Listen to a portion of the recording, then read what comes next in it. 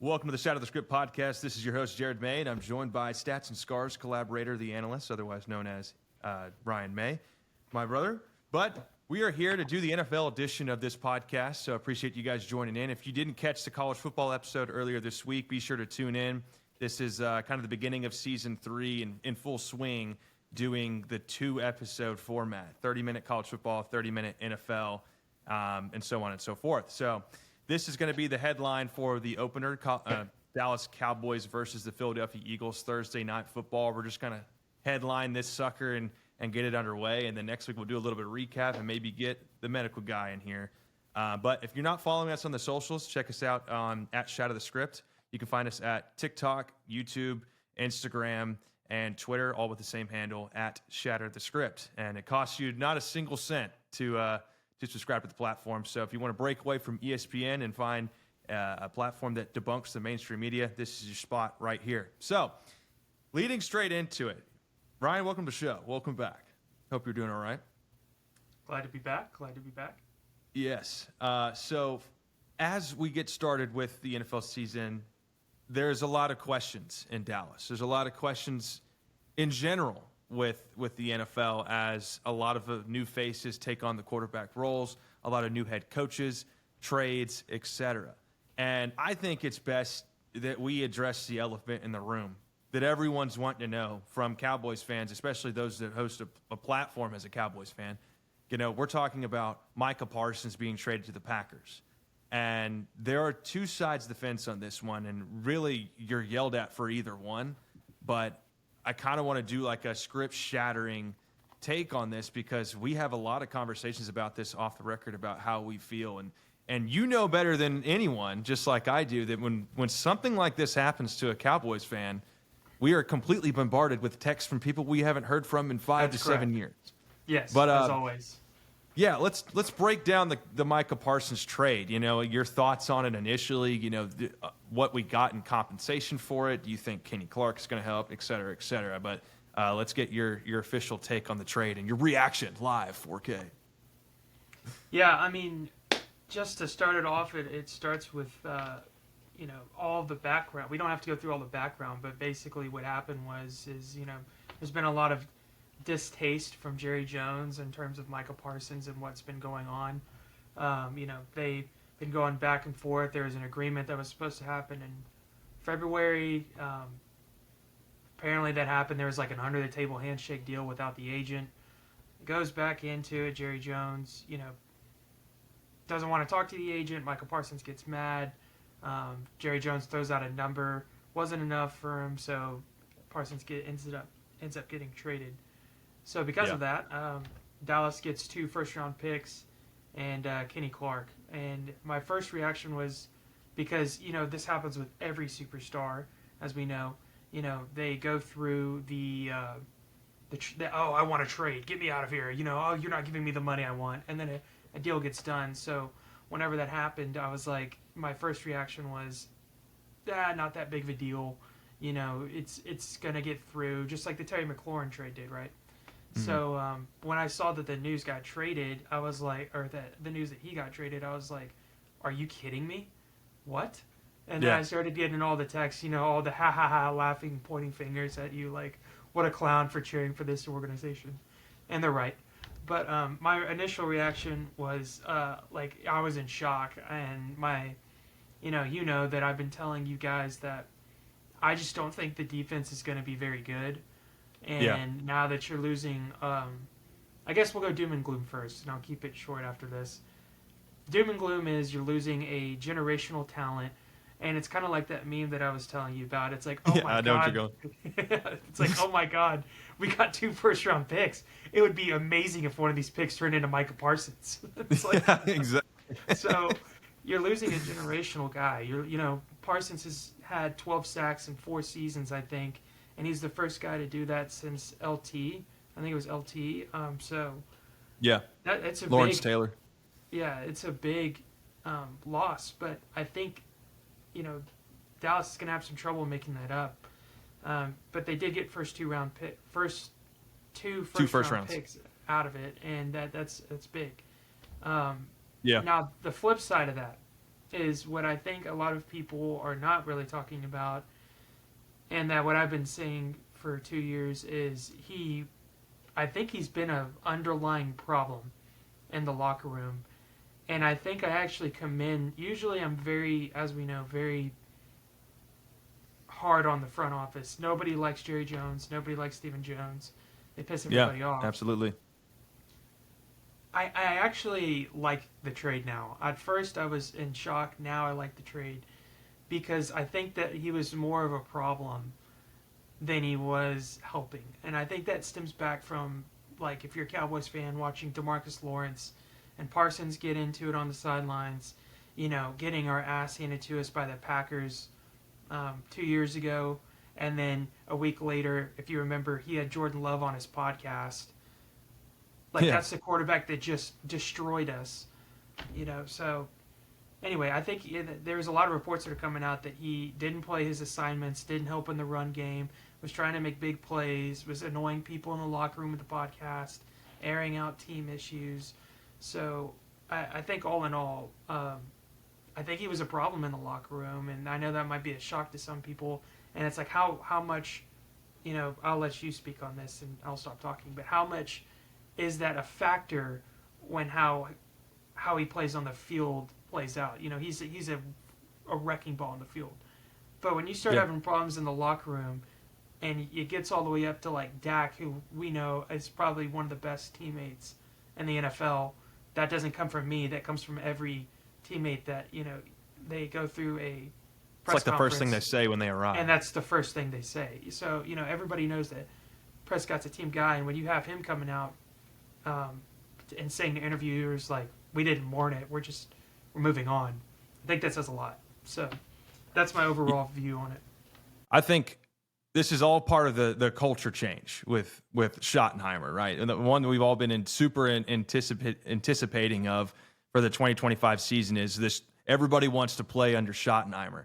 And in terms of the Micah Parsons trade, maybe this had something to do with this culture shock that they are encouraging in Dallas. And whether that be a good thing or a bad thing, we still are completely unsure. But what I do know for a fact is that Dallas front office, as you can argue if they've been good or bad, but I think for the most part they've been pretty good, pretty decent on draft picks. Now there have been some of recent history that have kind of set us back quite a bit of time, which is I think why they were inclined to make this move with Kenny Clark being added alongside Osa, but they have missed on some critical defensive tackle picks over the past 2 or 3, 4 seasons that just unfortunately haven't panned out. And so when you look at it in terms of that, historically, Dallas has not been able to stop the run in playoff appearances. You go back to C.J. Anderson with the Rams. He ran all over us. He's sitting on the couch watching us right now.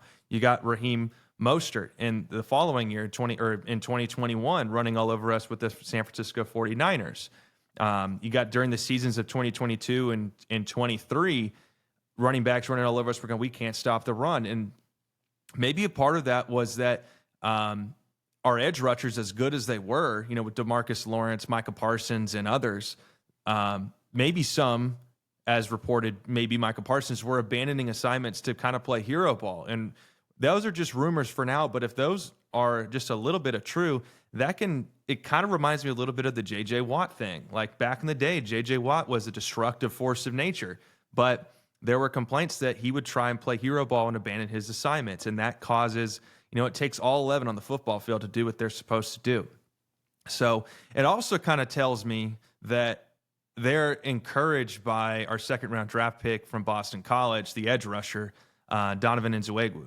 I don't know if I got his name right, so I apologize. But I think the confidence there must be encouraging at least. But an effective edge rush can set the tone for a secondary. So we'll get to that when we talk about the matchup in general between the Cowboys and Eagles and how that might fare and play a factor into the game. But overall, I'm still kind of on the fence about the whole trade in general. But if I had to make a claim, I would say I'm 60% on the side of yes, we should have traded Micah Parsons. And you hear all these things. I'm not about the money. I'm not about this. And then you take 47 M's and you have an agent who is historically known for having star athletes have long period times of holding out during contract negotiations and using leverage to basically exploit the largest contract they can get in terms of their market.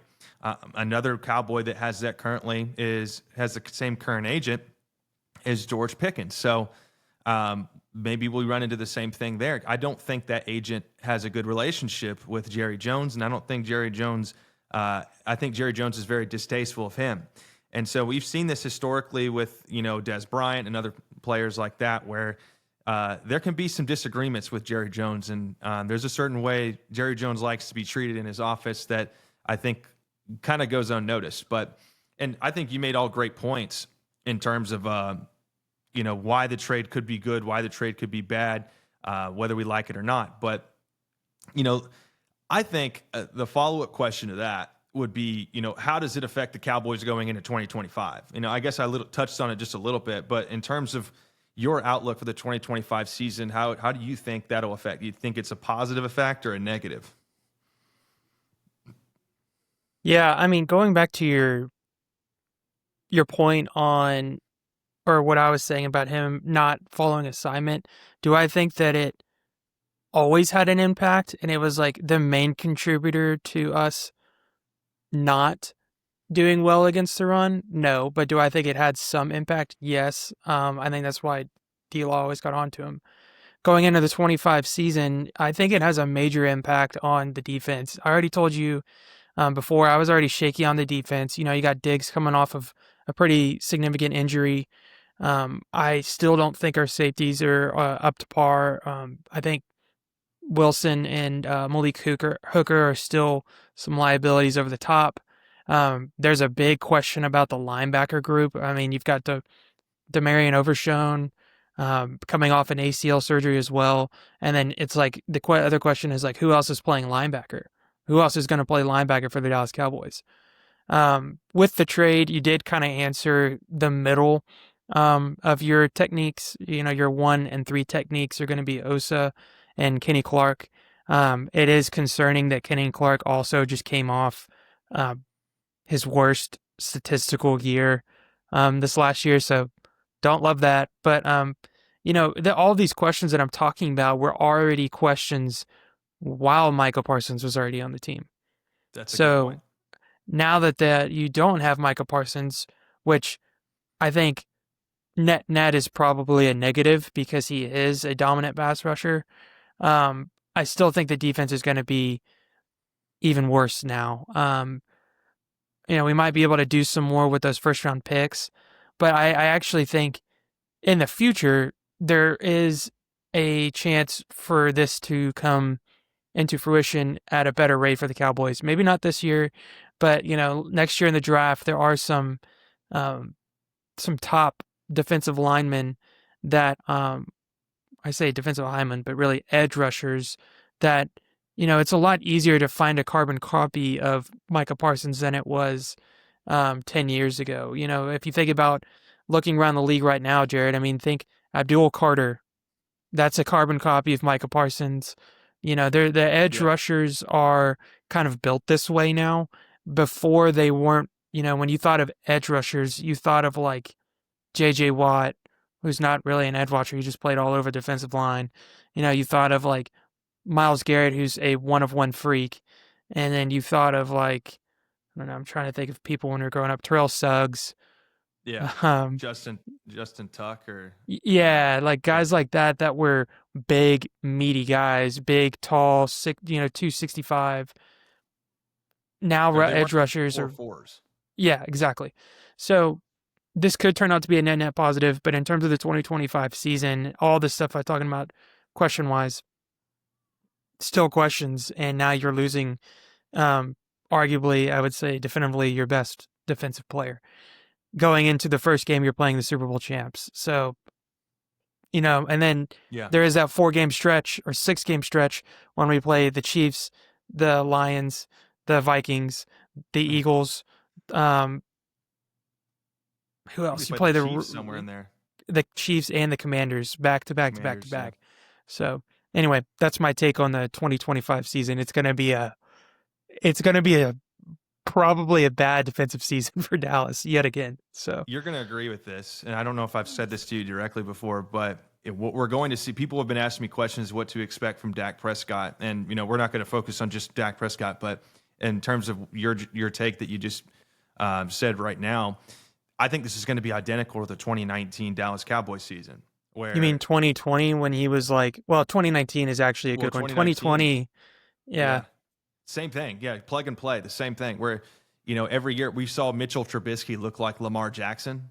And then you're like, well, and then the only guy that it really ever showed up week after week was Dak Prescott, who threw for like 30 touchdowns and 10 picks that year. And then we went 8-8. And so I think it's going to be very similar to that, where one game the defense is like, well, we did better this time, and it's 27 points, but Dak scored 34 with the offense because we got some high-flying sons of guns, in the passing attack. And truth be told, we got a pretty ramped-up offensive line coming in there. That's what I believe. And, the only thing I'll touch on with the defense before moving into talking about Schottenheimer going into the Lincoln Financial is like I talked about, an effective edge rush can set up a really good secondary. It can make your secondary look a whole lot better than it actually is. Well, there's no way that the edge rushing group that we have currently is going to be just this dominant force of nature. And what that does to the secondary with Trayvon Diggs, who you mentioned is kind of a shell of himself, Deron Bland, who really haven't seen play in almost 2 years, who was just extended with a 4-year, $90 million contract. And our third-round draft pick from East Carolina that's still hobbling around, and Kalen Carson, we don't know where he went. Just this and the liability at safety, and who knows who we're having at linebacker. I know we got some veterans plugged in there. Real quick, Kalen Carson is on the IR with a knee injury. Oh, he is? Okay. Well, there he is. So he's injured and out. More questions, and you open up the season with A.J. Brown, Devonta Smith, John Mechie, Jalen Reagor, Dallas Goedert, and Saquon Barkley. So it'll be quite the interesting matchup. And I guess that brings us into the, Brian Schottenheimer. We covered this in a previous episode, just talking about what we expect from the coaching staff. And I want more to be focusing on what to expect from the coaching staff in this game.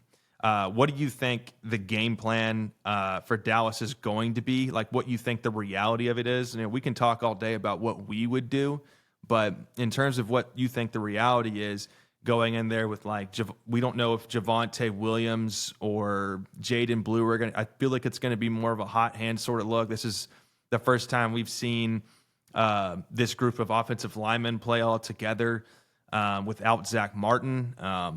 We got Jake Ferguson healthy, and you're going in against defending champs on a Thursday Night Football to open up the season on NBC. So Schottenheimer's first game, what do you expect it to be the reality Thursday night? Overall, you want offense or defense first? We can let's go offense, since that's kind of what we were just talking about. Yeah, I would say offense. I think the game plan on offense is, I think they're going to try and run the ball, and I think that's a very hard thing to do against the Eagles. You got to think about the Eagles' front seven there for a second.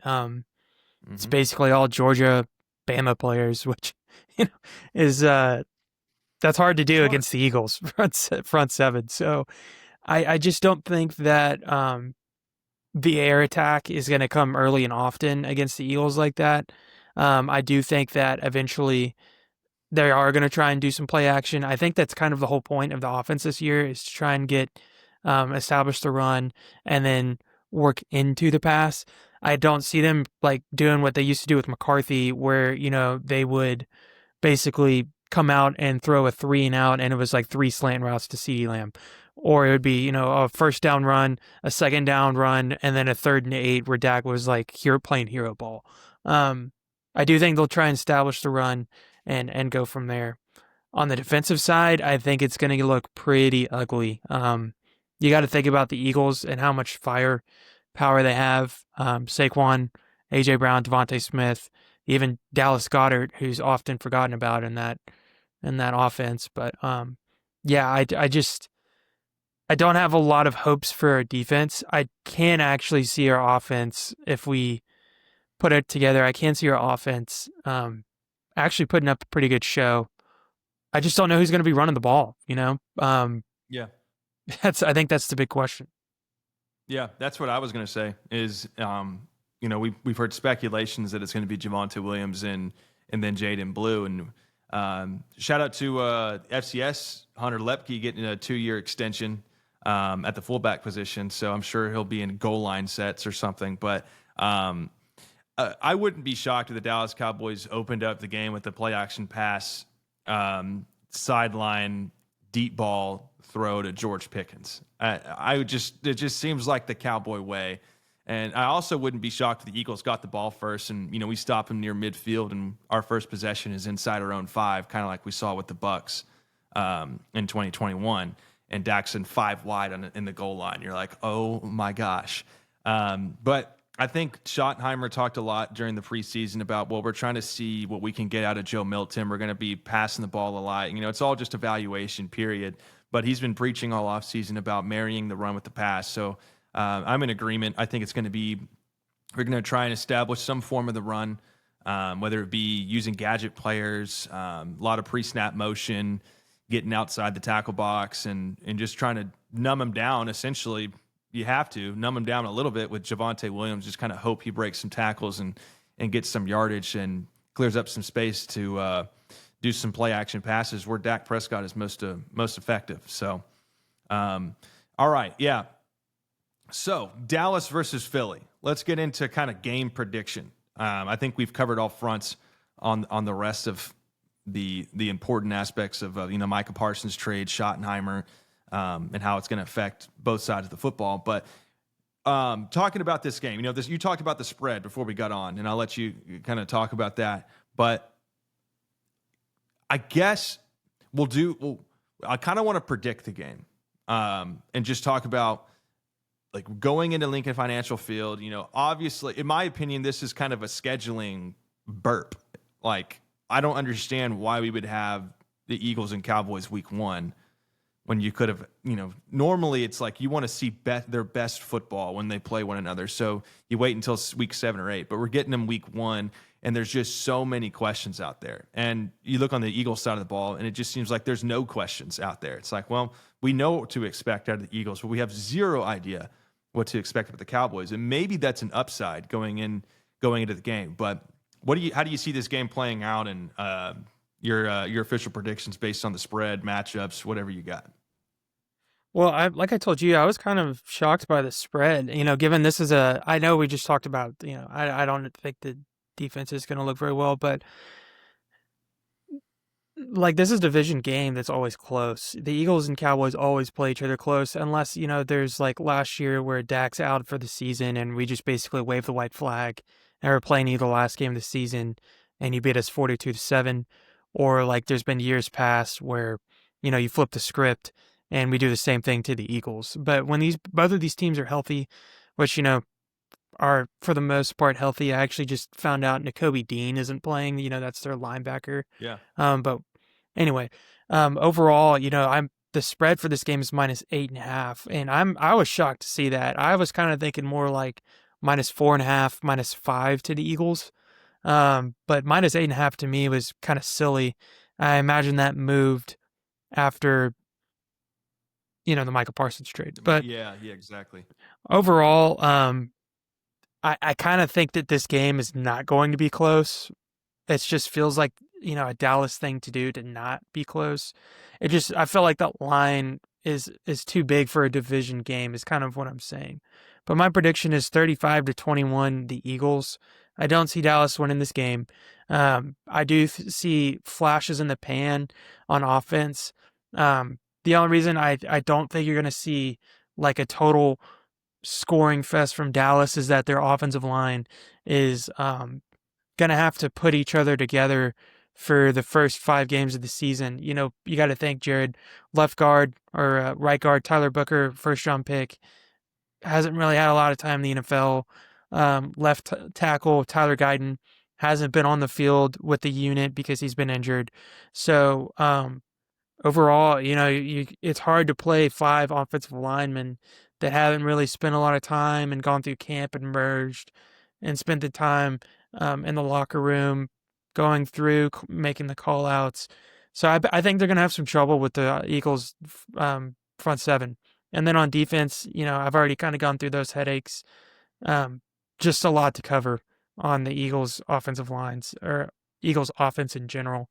So I see the final score being 35-21, but I don't see it being like a Green Bay Packers 2023 blowout where you're sitting on your couch and your phone's going off and all of your friends are just tormenting you. I don't see it being a game like that. Yeah. So Yeah, I'm particularly not excited for it to be like all eyes on us again. At the beginning of the season, just like. but when is oh it my not? God. When is Right. it? And that's what Jerry wants. But you look at it in terms of everyone's going to be watching this game, and people are asking us what to expect. And if you listen to the show, we were talking about it here, but like we have no clue. There's a lot of questions with the Dallas Cowboys. But I'm kind of on the fence of like, I know for a fact there's going to be field goals on the Dallas side. I just know they're not going to be able to finish drives.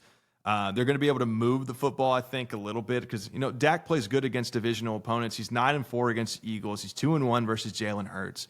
Those things are a positive sign, but he's only one man, and the rest of the team, can speak for themselves, and perhaps they play to a high level, and we're shocked. But I really think that the Eagles win this. I think the Eagles score 30-plus points, like you mentioned. I think it's going to be a 34-23 type matchup to where, Dallas has kicked some field goals, maybe goes for a 2-point conversion or two to maybe get it within, a one-possession game that fails, and then the Eagles, chew the clock out, get a last-minute field goal, and we're kind of rolling out the offense to do like a garbage time, and that's when Dak throws his first or second interception of the game, and people go, ah, ha, ha, like Dak sucks, and et cetera, et cetera.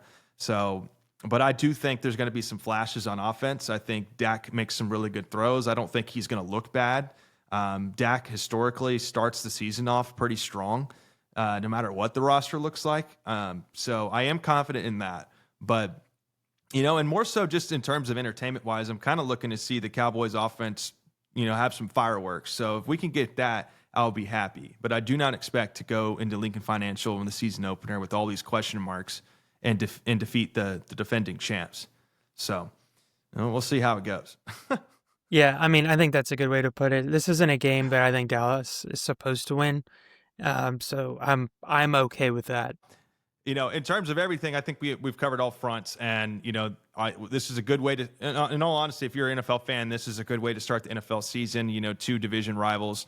I think it's going to be, if anything, football is back in full swing, and you'll catch us covering both NFL and college sports, and shattering the script and debunking the mainstream media on all those sorts of things. So, if you're not following us already and you made it to the end of the show, make sure to hit that subscribe button on our YouTube.